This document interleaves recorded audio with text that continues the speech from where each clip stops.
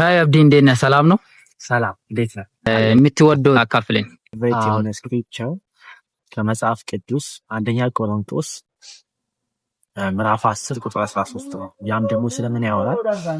እግዚአብሔር ፈተናን እንደሚሰጠን ያን ፈተና ሲሰጠን ደግሞ ከአቅማችን በላይ እንደማይሰጠንና አቅማችን በላይ ቢሆን እንኳን ከዛ ፈተና የምንወጣበት መንገድን እንደሚያዘጋጅ እና እንደሚያበረታን ይናገራልና እግዚአብሔር ምን ያህል ቅርባችን እንደሆነ ማየት እንችላለን። እዚህ ላይ ምንም ፈተና ውስጥ ብንገባ እግዚአብሔር ትቶን እንደማይሄድ ሁሌም ከፈተናችን መውጣትን እንድንችል ሁሌም እንደሚረዳንና ያን ብርታት ደግሞ እና ጉልበት እንደሚሰጠን ይናገራልና ያ ሁሌም እንድበረታ እንድጠነክርና በፈተናዎች ውስጥ በምገባበት ጊዜ እግዚአብሔር ከጎኔ እንደሆነ እንድረዳ ያደርገኛል። አመሰግናለሁ። እኔም አመሰግናለሁ። ቴንክ ዩ በጣም